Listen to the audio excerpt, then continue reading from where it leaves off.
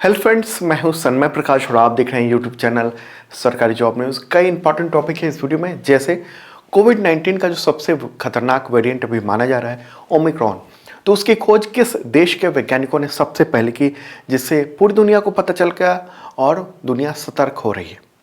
दुनिया का पहला देश कौन सा है जिसने कोरोना के नए वेरिएंट की वजह से सभी विदेशियों के लिए रोक लगा दी है, आने पर बॉर्डर सील कर दिया है पूरी तरीके से। स्वास्थ्य मंत्रालय की जो नई रिपोर्ट आई है उसके मुताबिक महिलाओं का जो जेंडर अनुपात है वो प्रति 1000 पुरुषों पर कितना हो गया है बढ़ के, और ऐसा पहली बार हुआ है भारत में कि महिलाएं ज़्यादा हैं पुरुषों की तुलना में। इस रिपोर्ट के बारे में डिटेल में बात करेंगे, इंपॉर्टेंट है। किस देश की पहली महिला प्रधानमंत्री मैग्डालेना एंडरसन हो, उन्होंने पद संभाला, उसके कुछ ही घंटे बाद उनको इस्तीफा देना पड़ा। इंपॉर्टेंट बात है, यूरोपीय देश है। इंदिरा गांधी शांति पुरस्कार 2021 किसको मिला है, ये भी इंपॉर्टेंट है। और भी कई क्वेश्चन है, सब पे बात करते हैं। और दोस्तों, वीडियो शेयर कर दो तमाम मित्रों को और लाइक बटन जोड़ दो बाना। शुरू करते हैं। और पहला क्वेश्चन सबसे इंपॉर्टेंट है और सबसे ज़्यादा चर्चित है, इस वजह से मैंने नंबर 1 रखा है। क्वेश्चन होगा कोविड-19 के सबसे खतरनाक वेरिएंट जो अब तक है ओमिक्रॉन, उसकी खोज किस देश के वैज्ञानिकों ने सबसे पहले की है। इसका आंसर होगा दक्षिण अफ्रीका। देखिए, अभी इस वेरिएंट ने पूरी दुनिया में दहशत पैदा कर दी है, लेकिन उसके बारे में दुनिया को सबसे पहले दक्षिण अफ्रीका के हेल्थ मिनिस्टर जो फाइला ने बताया था, और 25 नवंबर को ही इसकी घोषणा कर दी थी उन्होंने। लेकिन इसके बाद जो कई गुने तरीके से वहाँ पर पेशेंट की संख्या बढ़ी, तब जाके WHO को भी होश आया और उसने कहा कि ये तो बहुत ही खतरनाक है, यानी वेरिएंट्स ऑफ कंसर्न है। तो उसके बाद उसका नाम ओमिक्रॉन रख दिया गया था। ओके, तो दक्षिण अफ्रीका ने ये कहा है कि हमने सचेत किया, लेकिन अब उनको सज़ा मिल रही है। दक्षिण अफ्रीका, ये न्यूज़ आप देख रहे हैं BBC की, और वहाँ के प्रेसिडेंट का ये कहना है कि उन्होंने छिपाया नहीं बल्कि दुनिया को सचेत किया, और वहाँ का जो एडवांस जीनोम सीक्वेंसिंग लेबोरेटरी है उसके जरिए इसकी खोज की गई थी। लेकिन अब ये हो रहा है कि 20 से भी ज़्यादा देशों ने ट्रैवल बैन लगा दिया है दक्षिण अफ्रीका पर। मतलब कि दक्षिण अफ्रीका के कोई भी व्यक्ति उन देशों में नहीं जा सकता है, खासतौर पर यूरोपीय देश हैं और भी कई देश हैं। हालांकि इंडिया ने अभी तक बैन नहीं लगाया क्योंकि इंडिया में डायरेक्ट फ्लाइट नहीं है, लेकिन दक्षिण अफ्रीका से जो भी आ रहे हैं वाया दूसरे कंट्री होकर, उनकी भी सख्ती से जांच पड़ताल की जा रही है। तो एक बार देख लेते हैं दक्षिण अफ्रीका कहाँ है मैप में। तो ये है प्यारा भारत, और फिर अफ्रीकी महादेश में कॉन्टिनेंट में चलेंगे तो ये रहा दक्षिण अफ्रीका, और वहाँ के प्रेसिडेंट है रामाफोसा। अब यहाँ सवाल उठता है कि नए वेरिएंट का लक्षण क्या है ओमिक्रॉन का।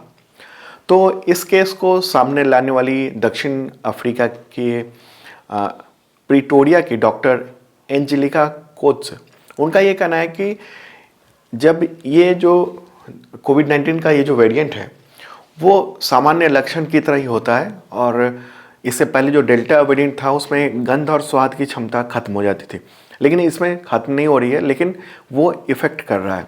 हालांकि WHO का कहना है कि अभी कुछ हफ्ते लग सकते हैं ये पता करने में कि वैक्सीन इस पर असरकार है या नहीं है। हालांकि ये माना जा रहा है कि असरकार जरूर होगी वैक्सीन। ओके, चलिए आगे बढ़ते हैं। इससे रिलेटेड अगला क्वेश्चन है, दुनिया का पहला देश जिसने कोरोना के नए वेरिएंट की वजह से सभी विदेशियों के आने पर रोक लगा दी, बॉर्डर सील कर दिया है। आंसर होगा इजराइल। न्यूज़ आप देख रहे हैं BBC की। Israel to impose travel ban for foreigners over new variant. वहाँ के प्राइम मिनिस्टर हैं कौन? Naftali Bennett. तो उनकी कैबिनेट ने ये फैसला किया है, और इजराइल ने कहा है कि अगले आदेश तक सभी विदेशियों के आने पर रोक लग गई है। फिलहाल मतलब 14 दिनों के लिए है, क्योंकि 14 दिनों में ये पता चल जाएगा कि ये जो वेरिएंट है कोविड-19 का वो कितना खतरनाक है, उसे डेथ कितनी होती है और वैक्सीन पर कितना असर होता है। ओके, और साथ ही इजराइल ने अपने खुफिया एजेंसियों को कहा है कि फ़ोन सर्विलांस करें, जो भी पॉजिटिव हो रहे हैं या जो छिपा रहे हैं उन सब की, मतलब वहाँ पर पूरी निगरानी रखी जा रही है, फ़ोन सर्विलांस भी किया जा रहा है। तो अब देख लेते हैं कि कहाँ कहाँ पर कोविड-19 के जो नए वेरिएंट है उसके पेशेंट्स मिले हैं, मरीज मिले हैं। तो बोत्सवाना, दक्षिण Africa, Singapore, Mauritius, Hong Kong, Israel, इसके अलावा ब्रिटेन यानी यूनाइटेड किंगडम, जर्मनी, नीदरलैंड और इटली सहित कई जगह पेशेंट्स देखे जा रहे हैं। भारत में हालांकि ओमिक्रॉन के अभी तक पेशेंट नहीं है। जब तक मैं ये वीडियो बना रहा था, national centre for disease control यानी NCDC, जो केंद्र सरकार की एक एजेंसी है, उसने कुछ पुराने सैंपल्स की दोबारा जांच की है, अभी हाल फिलहाल जो सैंपल लिए गए थे उसकी, और पुष्टि की है कि अभी तक ओमिक्रॉन के मामले नहीं देखे गए हैं। लेकिन दक्षिण अफ्रीका से जो भी पेशेंट्स आ रहे हैं किसी भी दूसरे तरीके से, दूसरे जगहों से होते हुए, क्योंकि डायरेक्ट फ्लाइट नहीं है, तो उन सब की टेस्ट की जा रही है। कुछ लोग आए हैं जो पॉजिटिव निकले कोविड-19 के, लेकिन वो उनमें ओमिक्रॉन नहीं था, डेल्टा वेरिएंट था पुराना वाला। ओके, अब सवाल उठता है कि भारत ने क्या कदम उठाया। तो भारत सरकार ने राज्यों और केंद्र शासित प्रदेशों को दक्षिण अफ्रीका, हांगकांग, बोत्सवाना, इन सब देशों से आने वाले सभी अंतर्राष्ट्रीय यात्रियों की कठोर जांच और परीक्षण यानी टेस्ट करने को कहा है, और उनको क्वारंटाइन रहने को भी कहा गया है। केंद्र सरकार ने सभी राज्यों और केंद्र शासित प्रदेशों को ये निर्देश दिए हैं कि ओमिक्रॉन को लेकर सख्त क्वारंटाइन और आइसोलेशन की नीति जो है लागू की जाए, और इंटरनेशनल फ्लाइट से आने वाले जितने भी लोग हैं उनके स्वास्थ्य की निगरानी की जाए। ओके, और राज्यों को कहा गया है कि पर्याप्त मात्रा में टेस्टिंग इंफ्रास्ट्रक्चर ऑपरेशनल रखें, ताकि ये जो म्यूटेटेड वायरस है, जो वायरस का नया संस्करण आया है, वो अगर किसी वजह से इंडिया में आता है तो हम इसकी टेस्टिंग कर सकें वक्त पे, हमारे पास उतनी क्षमता हो। अब इस पूरे मामले में, इस नए वेरिएंट पे WHO का क्या कहना है। WHO के चीफ साइंटिस्ट हैं डॉक्टर सौम्या स्वामीनाथन, इंडिया से ही है, वो इंडिया की हैं और WHO की चीफ साइंटिस्ट हैं।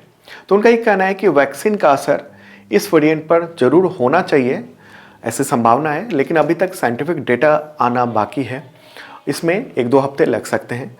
और ये भी कहा इन्होंने कि कोविड-19 के नए वेरिएंट के खिलाफ मास्क ही सबसे बड़ा हथियार है, जब तक कि वैक्सीन के बारे में इंफॉर्मेशन नहीं आती है तब तक के लिए।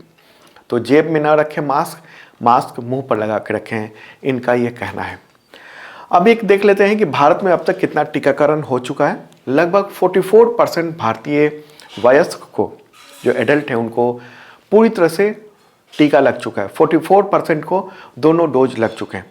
अगर बात होगी कि कम से कम एक डोज कितने लोगों को लग चुका है, तो 82% एडल्ट यानी जो वयस्क हैं उनको एक खुराक कम से कम मिल चुकी है।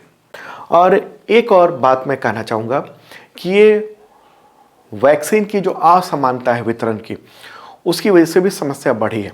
दुनिया में क्या हुआ है कि वैक्सीन के वितरण की बहुत ज़्यादा असमानता, मतलब कि अमीर देश जो हैं वो अपने लोगों को वैक्सीन और इसके बाद बूस्टर डोज भी दिए जा रहे हैं लगातार। अमेरिका, बाकी देश, विकासशील देश इंडिया, उसने भी अपने ज़्यादातर लोगों को वैक्सीनेटेड किया है। लेकिन लो इनकम वाले जैसे दक्षिण अफ्रीका है, उसके अलावा 60 से अधिक देश हैं ऐसे जो अपनी आबादी का 25% से कम ही टीकाकरण कर पाए हैं। तो ऐसे में वहाँ पर वायरस के म्यूटेट होने की संभावना काफ़ी ज़्यादा होती है। जैसे ये जो ओमिक्रॉन ये जो वेरिएंट है, वो 30 बार से ज़्यादा बार वो अपने आप को म्यूटेट कर चुका है। चलिए आगे बढ़ते हैं। इम्पॉर्टेंट क्वेश्चन है ये भी, महिलाओं और पुरुषों का अनुपात जो है, यानी महिलाओं की संख्या बढ़ी है, ऐसी रिपोर्ट आई है, एक अच्छी रिपोर्ट है। क्वेश्चन को लेते हैं उससे पहले बता दूं कि 2021 का जनवरी से नवंबर तक का total current affairs PDF available हो चुका है। इस वीडियो के डिस्क्रिप्शन में तमाम जो भी एग्जामिनेशंस हैं उसमें काम आएगा, UPSC हो या SSC हो या रेलवे के ग्रुप D एग्जामिनेशन, सब में। तो इस वीडियो के डिस्क्रिप्शन में चेक कर लेना, और दिसंबर तक अपडेट फ्री मिलेगा एक बार लेने के बाद। क्वेश्चन होगा, स्वास्थ्य मंत्रालय की NFHS 5 रिपोर्ट जो है उसमें, यानी 2021 की जो रिपोर्ट अभी आई उसके अनुसार जनसंख्या में महिलाओं का अनुपात बढ़कर प्रति 1000 पुरुषों पर कितना हो गया है महिलाओं का। आंसर होगा 1020। न्यूज़ क्लिपिंग आप देख रहे हैं। National family health survey NHFS full form होता है इसका। और भारत में ऐसा पहली बार हुआ है कि जब पुरुषों की अपेक्षा महिलाओं की आबादी ज़्यादा है। लिंगानुपात यानी जेंडर रेशियो जो है उसकी जानकारी ये नेशनल फैमिली हेल्थ सर्वे 5 इस रिपोर्ट से मिली है। परिवार कल्याण एवं स्वास्थ्य मंत्रालय है, उसी ने 24 नवंबर को ये रिपोर्ट सार्वजनिक की है। तो एक बात देख लेते हैं कि नए सर्वेक्षण और पुराने सर्वेक्षण में क्या फर्क है, क्या अंतर है। तो आप देख रहे हैं यहाँ पर अभी ये लेटेस्ट सर्वेक्षण जो है उसकी ये रिपोर्ट है। 1000 पुरुषों पर 1020 महिलाएं हैं।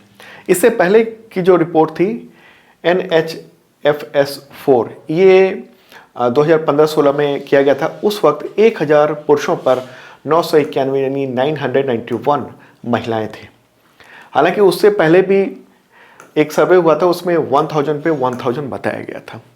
ओके, तो ये सब सर्वे हैं। अब आगे बात कर लेते हैं कि खास बातें क्या क्या हैं। द हिंदू की एक ग्राफिक्स है, ये देख रहे हैं आप, इसके बारे में बताते हैं आपको। तो कुल आबादी में लिंगानुपात शहरों की तुलना में गांवों में बेहतर बताया गया है। गांव में 1000 पुरुषों पर 1037 यानी 1037 महिलाएं हैं 1000 पुरुषों पर, जबकि शहरों की बात करेंगे तो 1000 पुरुषों पर 985 महिलाएं हैं। और ये ग्राफिक्स है, जो ग्रीन कलर का एरिया दिख रहा है, जो राज्य और केंद्र शासित प्रदेश दिख रहे हैं, वहाँ पर जो लिंगानुपात है वो बेहतर है। मतलब कि वहाँ पर 1000 पुरुषों में 1000 से ज़्यादा महिलाएं हैं। और ये येलो कलर वाला जो आपको दिख रहा है वहाँ पर कम है महिलाएं, और रेड कलर वाले में वहाँ स्थिति थोड़ी सी खराब है।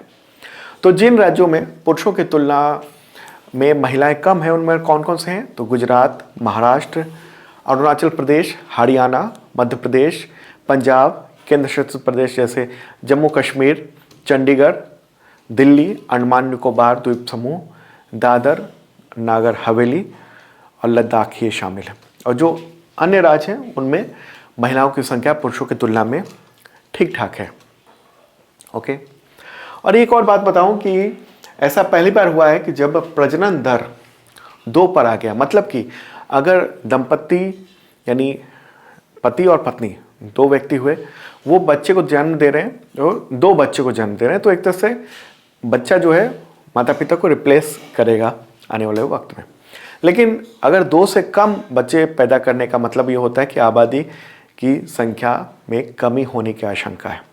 ठीक है, हाँ, इससे पहले जो सर्वे हुआ था 2015-16 में, उस वक्त ये इसकी जो रेशियो था वो 2.2 था, मतलब 2 से थोड़ा से ज़्यादा एवरेज में बच्चे, यानी किसी के 3 है, किसी के 4 है, इस तरह के थे। लेकिन अब स्थिति थोड़ी सी बेहतर हो गई है। ठीक है, अच्छा, इसमें एक और बात बताऊं कि महिलाओं की शिक्षा के बारे में भी बात है। आबादी में महिलाओं की का अनुपात जो है भले ही बढ़ गया है, लेकिन अभी भी स्थिति बहुत ज़्यादा बेहतर नहीं है शिक्षा में, स्वास्थ्य में, इन सब में।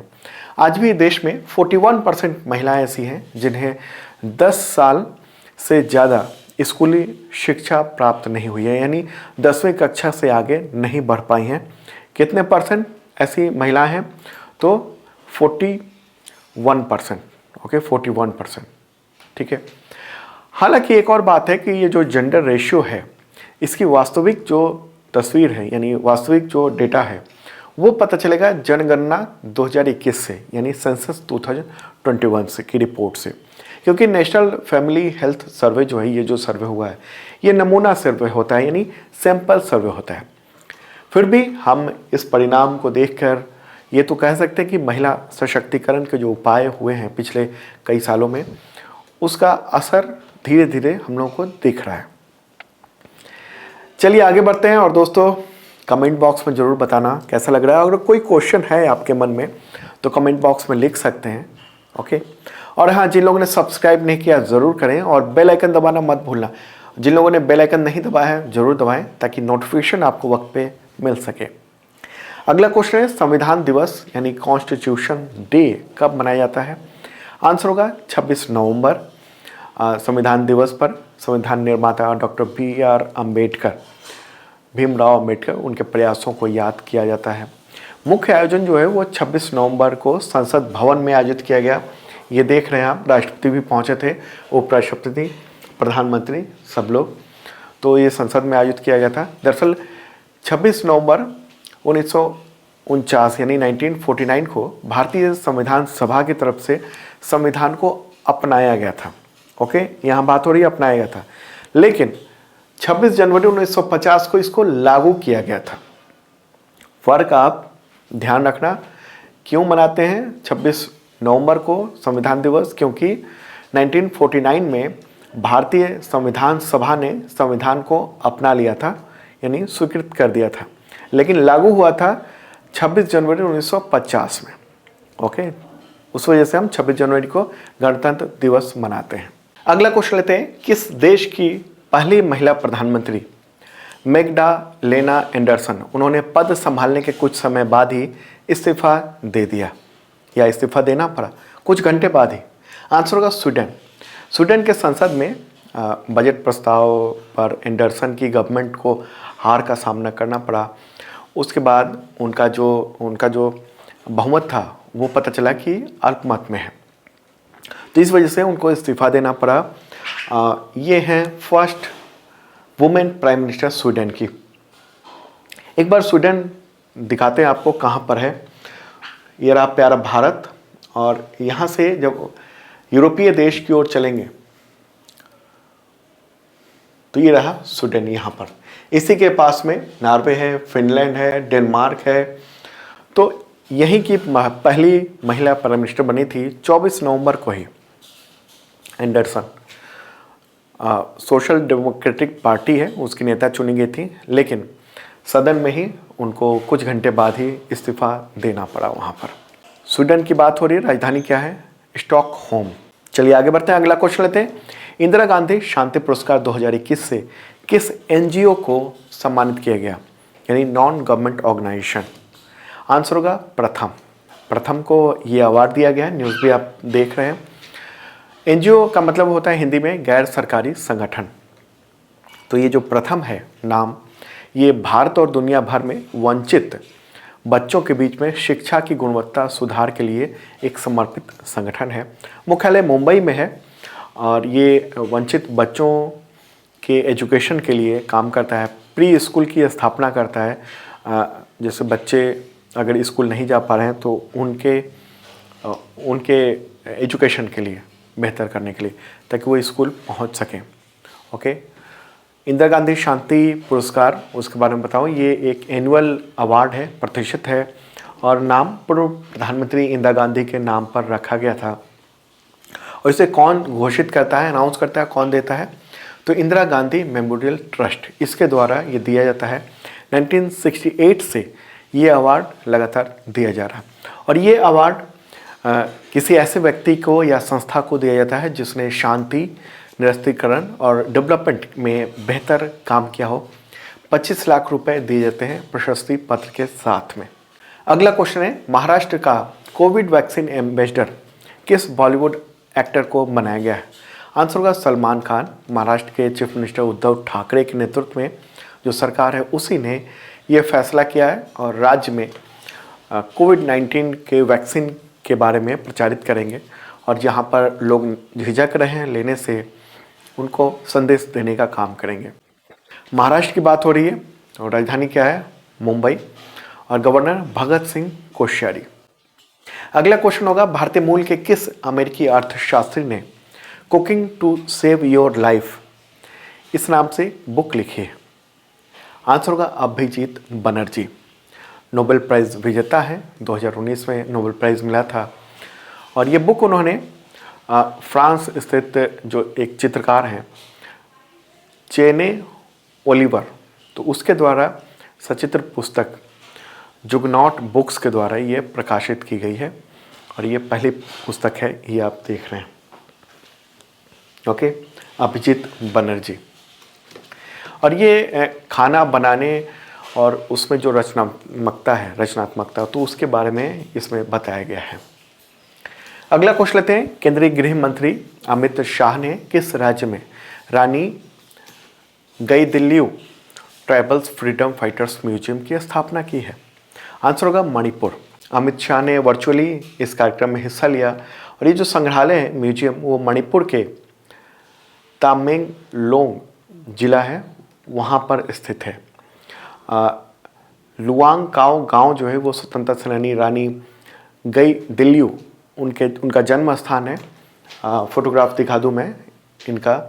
और ये जो प्रोजेक्ट है म्यूजियम बनाया गया है वो जनजातीय मामलों के मंत्रालय के द्वारा बनाया गया है। 15 करोड़ रुपए में ये म्यूजियम बनाया जा रहा है और ये म्यूजियम आदिवासी स्वतंत्रता सेनानियों से संबंधित कलाकृति संरक्षित करने में मदद करेगा।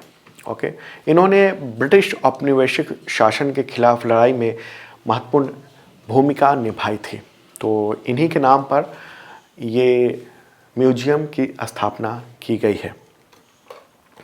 चलिए आगे बढ़ते हैं और अगला क्वेश्चन लेते हैं।